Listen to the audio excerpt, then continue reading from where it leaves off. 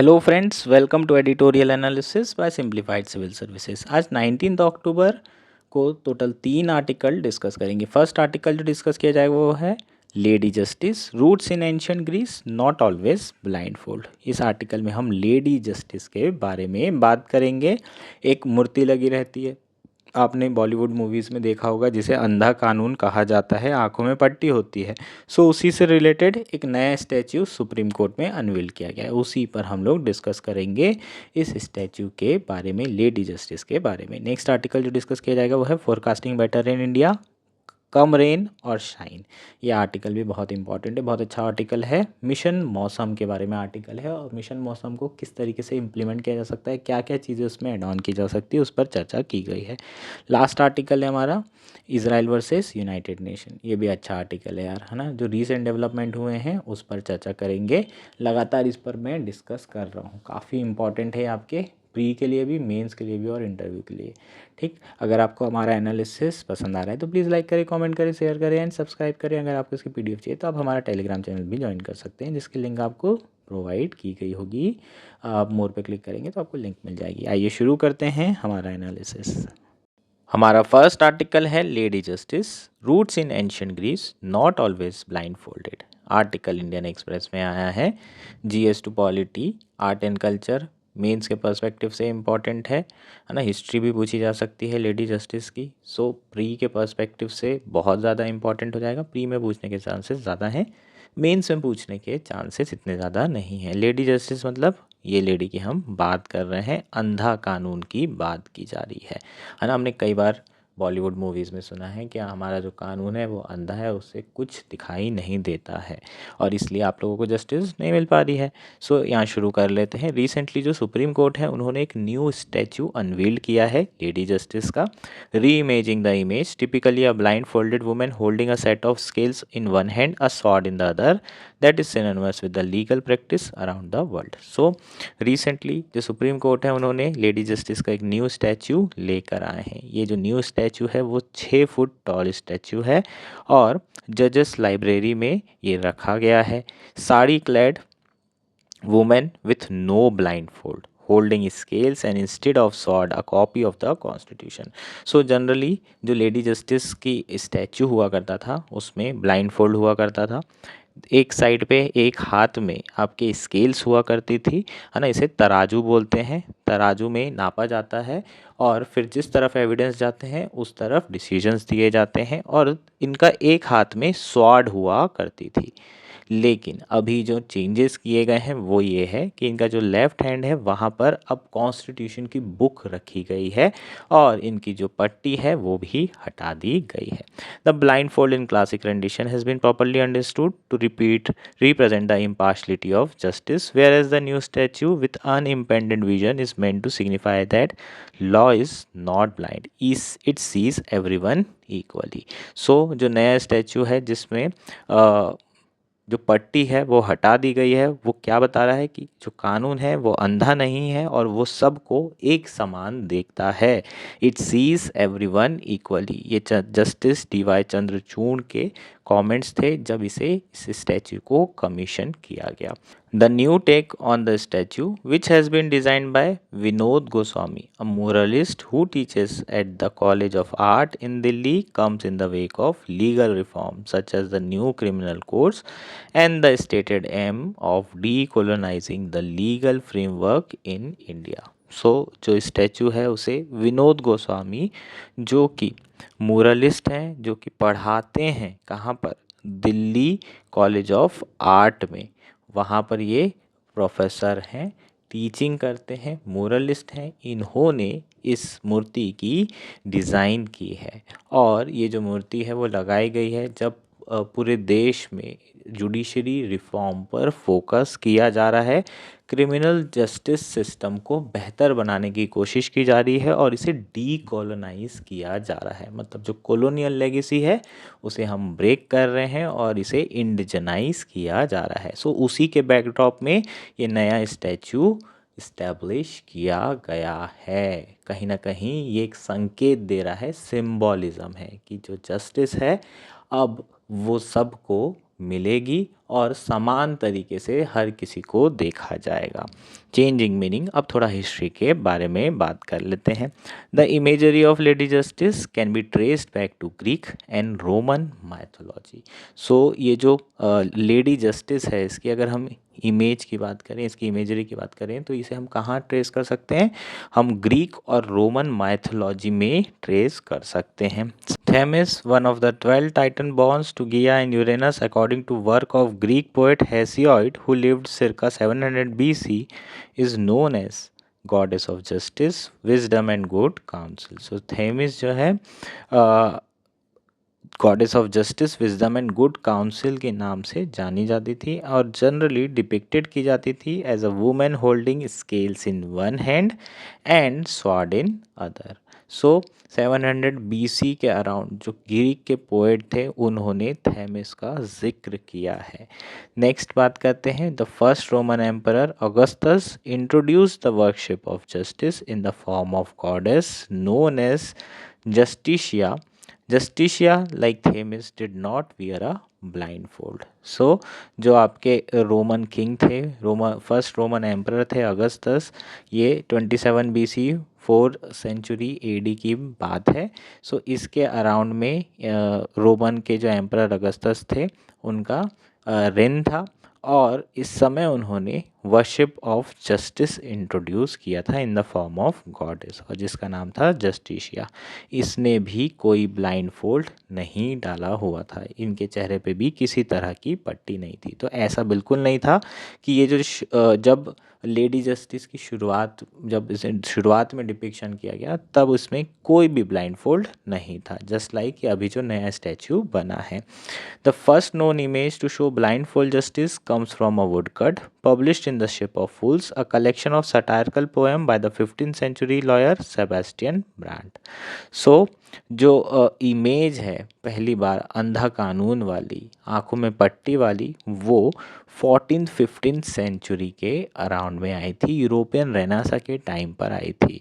सो ये जो इमेज है, ये सेलिब्रेट करने के लिए नहीं लाई गई थी, बट ये संकेत थी कि ये कहीं ना कहीं ब्लाइंड जस्टिस का सेलिब्रेशन है और क्रिटिसाइज़ किया जा रहा है यहाँ कहीं ना कहीं जो लॉ है उसको, और जो लोगों को जस्टिस नहीं मिल पा रही है उसको। सो ये एक क्रिटिसिज्म था सेबेस्टियन ब्रेंट का, जो कि लॉयर थे और 15th सेंचुरी में उन्होंने कई सारी पोएम लिखी थी जो कि शिप ऑफ फूल्स के नाम से जानी जाती हैं, और उसी में यहाँ पर जो ब्लाइंड फोल्डेड जस्टिस है वो पहली बार ये टर्म यूज़ किया गया और इसे डिपिक्ट किया गया। However by the early 17th century, Mendelssohn wrote the image has lost its satirical connotation, had come to be equated with the very notion of justice। 7th century तक, है ना, आते आते जो सटायरकल कोनोटेशन था, जो सटायर किया गया था कि जो कानून है वो अंधा है, वो अपनी इमेज को पीछे छोड़ चुका था और अब जो है इसे नोशन ऑफ जस्टिस से ही इक्वेट किया जा रहा था। लेडी जस्टिस इन इंडिया की बात कर लेते हैं। ऑब्वियसली जो ब्रिटिश राज है उन्होंने इंट्रोड्यूस किया था इस आइकोनोग्राफी को, लेडी जस्टिस की। The This image still survives in courthouses around the country. At the Calcutta High Court, first constructed in 1872. So Calcutta High Court में सबसे पहली बार लेडी जस्टिस कंस्ट्रक्ट की गई 1872 में। ये सारी चीज़ें यार बहुत इंपॉर्टेंट है प्रीलिम्स के पर्सपेक्टिव से। Image of lady justice were carved into pillar supporting the building. The depiction show lady justice blindfolded in some cases and with her eyes open in other. So कुछ cases में blind folded दिखाई गई और कुछ cases में उन्हें उनकी आंखें खुली दिखाई गई, है ना। तो कहीं ना कहीं ये दिखाने की कोशिश की गई कि कुछ केसेस में जो कानून है वो अपनी आंखें बंद कर लेता है, और उस समय क्योंकि ब्रिटिश राज था, तो जब भी ब्रिटिशर्स का ट्रायल हो रहा होगा तो वो यही दिखाना चाह रहे होंगे कि जब भी वाइट पीपल का अगर कोई केस आता है तो उस समय जो कानून है, जो लॉ है, वो अपनी आंखें बंद कर लेता है। Bombay high court to feature a statue of lady justice at the top of its building once again without the blindfold. So Bombay high court में जो स्टैच्यू है वो भी बिना ब्लाइंड फोल्ड के है। और अगर आपको पता हो तो जो DY चंद्रचूड़ हैं, जो इस समय चीफ जस्टिस ऑफ इंडिया हैं, वो बॉम्बे हाई कोर्ट से ही आए हैं, तो कहीं ना कहीं उनके दिमाग में ये पहले से आइडिया रहा होगा, और इसलिए जो है अभी सुप्रीम कोर्ट ने जो नया स्टैचू अनवील किया है उसमें किसी भी तरह का ब्लाइंड फोल्ड नहीं है। The new statue is very similar to another piece of art feature on the premises. A mural close to the judges entrance show Mahatma Gandhi and Lady Justice on either side of the chakra. Lady Justice in this depiction is wearing a sari, holding scale and books instead of sword. ये जो book है ये संविधान की book है। सो काफ़ी changes किए गए हैं और ये सिंबॉलिज़्म देखने को हमें मिल रहा है कि अब जो है कानून सभी के लिए बराबर है। पहले भी बराबर ही था, पर एक सिंबल देखने को मिल रहा है, और जो कॉलोनियल लेगेसी थी उसको ब्रेक करने की कोशिश की गई है। जो अच्छी चीज़ थी उसको रखा गया, जो ख़राब चीज़ थी उसको हटा दिया गया। ये कंप्लीट आर्टिकल था। हमारा नेक्स्ट आर्टिकल है forecasting better in India come rain और शाइन। ये आर्टिकल द हिंदू में आया है। GS1 GS3 disaster management mains के पर्सपेक्टिव से काफ़ी इंपॉर्टेंट आर्टिकल है, एनवायरनमेंट के पर्सपेक्टिव से भी इक्वली इम्पॉर्टेंट आर्टिकल है। सो यहाँ पर जो फोकस किया गया है वो किस पे किया गया है, फोरकास्टिंग बेहतर करने पे। और रिसेंटली एक मिशन मौसम भी शुरू किया गया था जिसके बारे में इस आर्टिकल में चर्चा की गई है, और बताया गया है कि मिशन मौसम को क्या क्या चीज़ें करने की ज़रूरत है ताकि इंडिया में जो फोरकास्टिंग है वो बेहतर हो सके। शुरू कर लेते हैं आर्टिकल। पहले कॉन्टेक्स्ट देख लेते हैं। The monsoon season this year in India has been one of the worst in the recent times with a recurrent for flooding impacting most state. जो इस बार का मानसून सीज़न था, पानी तो आया है लेकिन बहुत सारे स्टेट ऐसे हैं जहाँ पर रिकरिंग फ्लड देखने को मिल रहा है। ऑलमोस्ट हर ऑल्टरनेट ईयर में जहाँ पर फ्लड आ रहा है वहीं पर ड्रॉट भी हमें देखने को मिल रहा है। According to 2021 study by council on energy environment and water, approximately 40% of district in India experience alternating climate hazard, which means that flood prone region are also facing drought during the dry season and vice versa। लगभग 40% district ऐसे हैं जहाँ पर एक साल सूखा पड़ रहा है और अगले साल बाढ़ आ रही है, ऑलमोस्ट 40%। ठीक। Separately N analysis of 40 years of rainfall data by CW show that there has been increase in of up to 64% in heavy rainfall days during the monsoon over the last decade। अगर हम last decade में देखें, पिछले 10 सालों में देखें और compare करें उसके पहले वाले सालों से, तो जो मॉनसून पीरियड होता है वो कब से कब का होता है, जून से बोल सकते हैं सितंबर का। सो जून से सितंबर के बीच में जो हैवी रेनफॉल के डेज़ थे, नंबर ऑफ डेज़, वो 64% इंक्रीज़ हुए। एक्चुअल में हम चाहते क्या है मानसून से, हम मानसून से ये चाहते हैं कि ये 3 महीने वर्षा हो और पानी रिमझिम आए। रिमझिम मतलब स्लोली आते रहे। उससे होगा क्या, अगर पानी एकदम से आ जाता है तो होता क्या है कि ये सारा पानी बह जाता है, अपने साथ सॉइल भी लेके जाता है, सॉइल इरोजन अलग करता है, तो वो तो है ही दिक्कत। लेकिन सारा पानी कहाँ चला जाएगा, रिवर में, और रिवर बहुत ज़्यादा भर जाएगी। और फिर कितना यूज़ करेंगे उस रिवर के पानी को, थोड़ा ही बहुत तो कर सकते हैं, जितनी कैपेसिटी है वो सारा पानी ओशन में चला जाता है।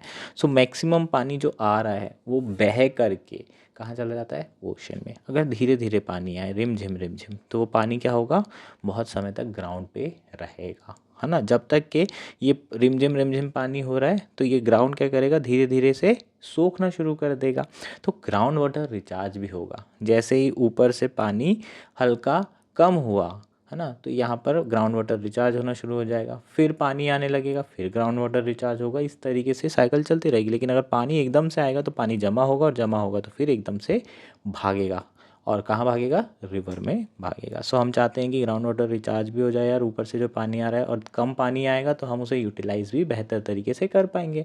थोड़ा सा जितना पानी चाहिए उतना आ गया, उतना यूज़ कर लिए, फिर पानी आ गया उतना यूज़ कर लिए, तो मैक्सिमम वाटर हम यूटिलाइज़ कर सकते हैं। वाटर हार्वेस्टिंग भी लगा सकते हैं सिस्टम, उसके थ्रू भी हम बेहतर तरीके से यूटिलाइजेशन कर सकते हैं। यही हमारी एक्सपेक्टेशन होती है रेनफॉल से, हम यही चाहते हैं। मैं मानता हूँ कि आप लोग बिल्कुल ये नहीं चाहते, आप यही चाहते हैं कि मुझे तो बाहर जाना है यार, फटाफट पानी आ जाए, 2 घंटे बहुत तेज़ पानी गिर जाए लेकिन उसके बाद बंद हो जाए, क्योंकि मुझे तो काम करना है। लेकिन यार फार्मर्स यही चाहते हैं, वो कभी नहीं चाहते कि पानी एकदम से आ जाए। एकदम से आ जाएगा तो उनकी फसल ख़राब हो जाएगी, बाढ़ आ जाएगी तो फसल ख़राब हो जाएगी। ना पानी कम आए ना पानी ज़्यादा आए, पानी बराबर आए, ये सभी के लिए फ़ायदेमंद है। इसलिए मॉनसून हमारे लिए बहुत इम्पॉर्टेंट होता है। लेकिन ये जो फ्रीक्वेंसी बढ़ रही है हाई रेनफॉल डेज़ की, ये हमारे लिए बहुत ज़्यादा खतरनाक है।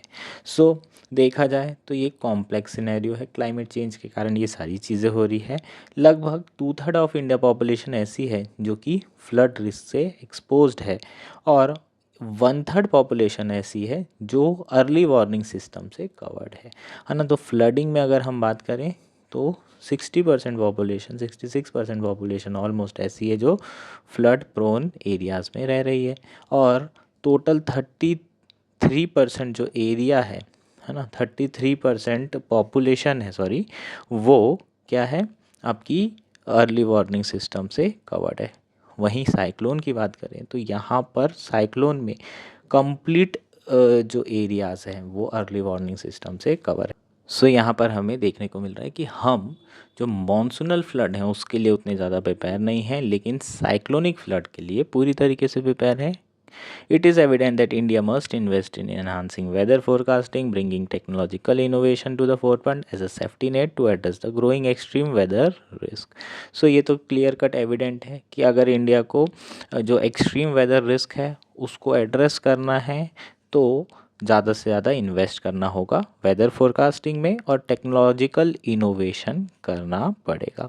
और इन्हीं चीज़ को करने के लिए सरकार ने मिशन मौसम को लॉन्च किया है सितंबर 2024 में, जिसका मेन फोकस क्या है, on increasing India weather observation network, improving weather forecasting model and investigating weather modification technique. So mainly 3 objective यहाँ दिए हुए हैं। मेन फोकस है इस मिशन का कि इंडिया का जो वेदर ऑब्जर्वेशन नेटवर्क है उसे इंक्रीज़ करना है, ज़्यादा से ज़्यादा नए इंस्ट्रूमेंट लगाने होंगे। जो ऑलरेडी फोरकास्टिंग मॉडल है उसे बेहतर करना है, वो कैसे करेंगे, ज़्यादा सोफिस्टिकेटेड टेक्नोलॉजी का यूज़ करके। और तीसरा, जो वेदर मॉडिफिकेशन टेक्निक्स हैं उस पर भी रिसर्च एंड डेवलपमेंट किया जाएगा। फॉर एग्जांपल आर्टिफिशियल रेन, उस पर भी काम कर रही है सरकार साइंटिस्ट के थ्रू। ये जो मिशन है इसे प्राइमरली 3 इंस्टीट्यूट के द्वारा इम्प्लीमेंट किया जा रहा है। मिनिस्ट्री ऑफ अर्थ साइंस के अंदर आता है IMD, national centre for medium range weather forecasting and Indian institute of tropical meteorology. ये तीनों के द्वारा इसे क्या किया जा रहा है, इसे इम्प्लीमेंट किया जा रहा है। 2000 करोड़ का ये इनिशिएटिव है जिसका मेन ऑब्जेक्टिव है to augment the weather observation network using a variety of instrument while also improving forecasting model through an improved understanding of the physics of the atmosphere and the integration of machine learning approaches. So main जो अगर आप देखें इसका objective वो ये है कि weather observation network को इम्प्रूव करना है वाइल अप्लाइंग लॉट ऑफ और while investing in lot of new instruments. Also forecasting models को इम्प्रूव करेंगे through better understanding of physics of atmosphere and also by via use of artificial intelligence and machine learning. So ये mission Mausam के बारे में हो जाएगा। To harness its potential India must expands is forecasting capability in area that faces a high climate risk and make data widely available for developing use cases across sectors such as energy, agriculture and water. These are the key pathway mission मौसम should focus on. So कुछ pathways के बारे में यहाँ पर जो writer हैं उन्होंने बात की है जिस पर मिशन मौसम को ज़्यादा फोकस करने की ज़रूरत है अगर उसे इंडिया को अपना जो पोटेंशियल है और इस मिशन का जो पोटेंशियल है उसे हार्नेस करना है। तो सबसे पहले क्या करने की ज़रूरत है, सबसे पहले प्रायोरिटाइज करना है वेदर ऑब्जर्वेशन प्लेटफॉर्म को ज़्यादा से ज़्यादा इंस्टॉल करना है, specially on India's western coast.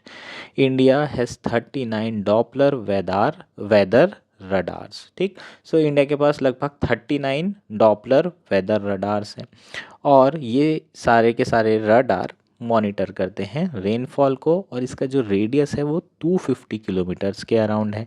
ये रडार का काम क्या होता है, इसका वर्क क्या होता है, बेसिकली ये शॉर्ट टर्म फोरकास्ट आपको प्रोवाइड करते हैं।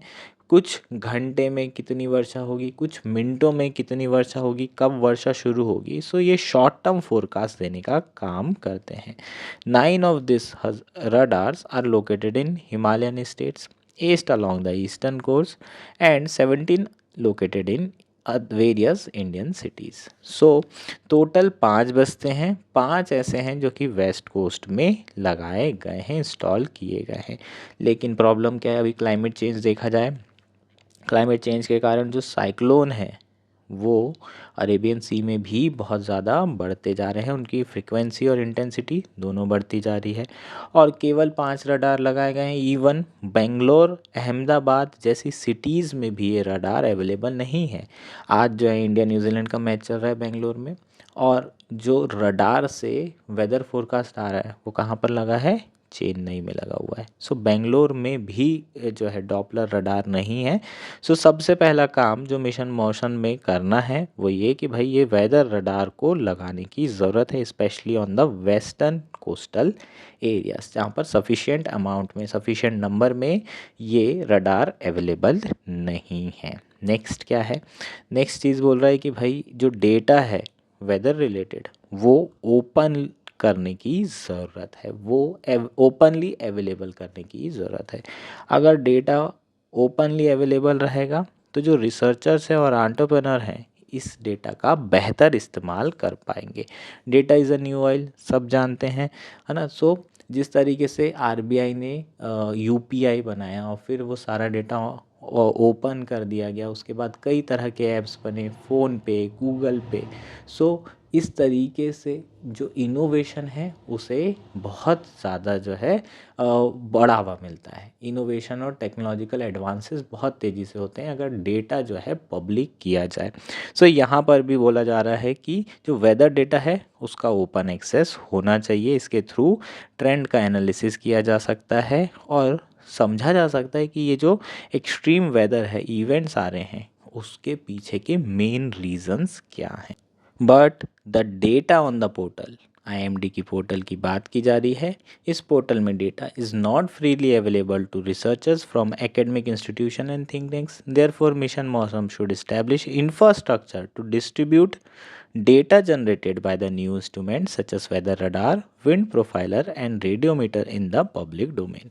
सो जो मिशन मौसम होगा उसका मेन पर्पस ये होना चाहिए कि वो प्रॉपरली इंफ्रास्ट्रक्चर बनाए जिसके थ्रू जो डेटा जनरेट हो रहा है उसे डिस्ट्रीब्यूट किया जा सके। Data from weather forecasting model develop as a part of mission should also be placed in the public domain for researchers to validate and provide suggestion for improvement। this will foster innovation and localized decision making, है ना। सो जो data रहेगा अगर वो लोगों के लिए, public के लिए ओपन रहेगा तो वो उसमें रिसर्च कर पाएंगे, सजेशंस दे पाएंगे, जो भी रिसर्च हो रही है काउंटर कर पाएंगे और उसके बाद फिर नया मॉडल तैयार हो सकता है, बेहतर मॉडल तैयार हो सकता है, इनोवेशन हो सकता है और डिसीजन मेकिंग भी लोकलाइज हो सकती है। सो ये सेकंड पॉइंट हो जाएगा आपका, डेटा फ्रीली अवेलेबल कराना है। थर्ड पॉइंट क्या है, improve communication tools for weather warning and enhance user capacity. So third point ये है कि कम्युनिकेशन टूल्स को बेहतर करना है। जो वेदर वार्निंग दी जा रही है वो किस तरीके से दी जा रही है और लोगों को वार्निंग किस तरीके से समझ में आ रही है, दोनों में फ़र्क है। एक तो आप प्रॉपरली आपने कम्युनिकेट कर दिया पर जो समझने वाला इंसान है वो समझ ही नहीं पा रहा है। 40% रेनफॉल लिखा है, ये 40% रेनफॉल का मतलब क्या है, 40% एरिया में रेनफॉल आएगी या फिर 40% रेनफॉल आएगी। तो जो डेटा है, जो भी कम्युनिकेशन चैनल्स के थ्रू लोगों तक पहुंचाया जा रहा है, it may be web, it may be mobile application और किसी भी तरीके से मल्टीपल चैनल से ये लोगों तक पहुंचाया जा सकता है। It must be precise and clear और लोगों की कैपेसिटी को एनहांस करना बहुत ज़्यादा ज़रूरी है कि वो इस फोरकास्ट को बेहतर तरीके से समझ पाएँ। while the tool offer helpful warning, providing user with guidance on how to interpret this warning would enhance their experience। सो जो फोकस है वो किस पे होना चाहिए कि जो वार्निंग दी जा रही है उसको बेहतर तरीके से किस तरह से समझ सकें लोग, है ना। वार्निंग दे दी आपने, रिस्क है, लेकिन अगर लोग नहीं समझ पा रहे हैं तो फिर ऐसे में जो रिस्क रहेगी वो तो उनके ऊपर बनी रहेगी। वो इर्रिस्पेक्टिव ऑफ वार्निंग उसके बावजूद भी वही कर रहे हैं जो रिस्की चीज़ है। सो हमें कोशिश करनी है कि लोगों को गाइडेंस दिया जा सके कि वो प्रॉपरली वार्निंग रिस्क को या फिर वार्निंग जो दी जा रही है उसको इंटरप्रेट कर पाए। Mission Mausam should must focus on enhancing user capacity to understand and act on warning through the informative videos, media and guides. Mission Mosam is timely move by the Union government to make the country weather ready and climate smart through an expanded observation network and improve weather forecasting. With improvements, the mission can transform how weather information is shared and understood in India. This is critical at a time when extreme events are taking a heavy toll on lives and livestock. So ये आपका conclusion हो जाएगा। बस इसमें यही कहा जा रहा है कि जो मिशन मौसम है एक टाइमली मूव है केंद्र सरकार का, जिसका फोकस है कंट्री को वेदर रेडी और क्लाइमेट स्मार्ट बनाने में। कैसे बनाएंगे? Through expanded observation network and improve weather forecasting. So ये बहुत ही क्रिटिकल टाइम पे आया है जब बहुत ज़्यादा फ्लडिंग हो रही है, जिसके कारण लोगों की प्रॉपर्टी की और लाइवलीहुड को भी बहुत ज़्यादा नुकसान हो रहा है। ये हमारा कंप्लीट आर्टिकल था। होपफुली ये आर्टिकल आपको क्लियर हो गया होगा। हमारा नेक्स्ट और आज का लास्ट आर्टिकल है Israel versus United nation. Article the Hindu में आया है। इजराइल कन्फ्लिक्ट जो चल रहा है उसी के ऊपर रीसेंट डेवलपमेंट है। बहुत सारी चीज़ें हम इस पर डिस्कस कर चुके हैं, लेकिन रीसेंट इवेंट बहुत ज़्यादा इम्पॉर्टेंट है। इंडिया का क्या स्टैंड रहा है उसके बारे में बात करेंगे। Recently India decision not to associate itself with a letter at the United Nation that supported UN general secretary Antonio Guterres and the criticize Israel decision to ban him from the country is both puzzling and a cause for the concern. So recently जो बहुत सारे nation एक साथ मिल कर के UN general secretary Antonio Guterres को support कर रहे हैं और इज़राइल के डिसीज़न को क्रिटिसाइज़ किया जा रहा है, जहां पर इज़राइल ने यूएन सेक्रेटरी जनरल को बैन कर दिया है अपनी कंट्री में। ये बैन इसलिए किया गया है क्योंकि इज़राइल को तो बहुत ज़्यादा क्रिटिसाइज़ किया जा रहा था गाज़ा वॉर के लिए जनरल सेक्रेटरी के द्वारा, है ना, सेक्रेटरी जनरल के द्वारा। लेकिन जब ईरान ने स्ट्राइक्स की अभी 1 अक्टूबर को, तब जो सेक्रेटरी जनरल हैं उन्होंने किसी भी तरीके से इसे कंडेम नहीं किया और उसी के बाद इज़राइल ने उन्हें अपनी कंट्री से ही बैन कर दिया। बहुत सारे नेशन ने इस बैन की कड़ी निंदा की है, कंडेम किया है और लेटर भी लिखा है जिसमें उन्होंने सेक्रेटरी जनरल को सपोर्ट किया है। लेकिन इस लेटर में इंडिया ने अपने आप को अलग रखा है, अपने आप को एसोसिएट नहीं किया है। सो पिछला 1 साल अगर उठा के देखा जाए तो इज़राइल लगातार यूनाइटेड नेशन को टारगेट कर रहा है। और टारगेट क्यों ना करे, क्योंकि इज़राइल जो भी करता है उसके अगेंस्ट में यूनाइटेड नेशन के सेक्रेटरी जनरल या यूनाइटेड नेशन की बॉडी उसके अगेंस्ट में बोल रही है, तो ऑब्वियसली उन्हें काउंटर तो करना ही होगा किसी ना किसी तरीके से, अगर इज़राइल के पीएम को कंटिन्यू वॉर रखनी है तो। सो इज़राइल जो है लगातार क्या कर रहा है, अटैक कर रहा है यूनाइटेड नेशन इंस्टीट्यूशन पे। उसका एग्जांपल देख सकते हैं, UNRWA जिसे इंडिया लगातार सपोर्ट करता है, उसको डेलिबरेटली टारगेट किया गया जब हमास ने अटैक किया, कि वो बताया गया कि UNRWA का लिंक था हमास के साथ, इसलिए ये अटैक पॉसिबल हो पाया। उसके बाद अभी सेक्रेटरी जनरल को बैन कर दिया गया। इसके अलावा लेबनान में जब ग्राउंड इन्वेजन किया गया तो वहाँ पर ऑलरेडी एक पीस कीपिंग फोर्स थी, 10,000 स्ट्रॉन्ग सोल्जर्स की ये पीस कीपिंग फोर्स डिप्लॉय की गई थी, जिसका नाम है यूनिफिल। और इसमें इंडिया के 903 सोल्जर्स भी हैं। इस 10,000 सोल्जर्स में 903 इंडिया के हैं। सो इस पर भी अभी अटैक लॉन्च किया इजरायली फोर्सेस ने। सो कहीं ना कहीं जो इज़राइल है वो यूनाइटेड नेशन इंस्टीट्यूशन पर लगातार अटैक किया जा रहा है। As a result the letter signed by 104 nation and the African Union as well as another letter by 34 union peace keeping nation that India was not a part of but later aligned itself will are being seen as a sign of unease in the global south and in Europe with Israel attack on the world body mandate to resolve conflict issue. So अलग अलग Nations ने letter लिखे। 104 nation ने एक letter लिखा जिसमें उन्होंने support किया सेक्रेटरी जनरल को यूनाइटेड नेशन के। एक लेटर लिखा गया जिसमें 34 पीस कीपिंग नेशन जिन्होंने फोर्सेस भेजी हैं उन्होंने सपोर्ट किया किसको, यूनाइटेड नेशन को, और कंडेम किया किसे, इज़राइल को। इंडिया ने पहले तो अपने आप को दूर कर लिया था लेकिन बाद में बोला कि हाँ ठीक है हम इससे अलाइन करते हैं, हमारे व्यूज़ इससे अलाइन करते हैं।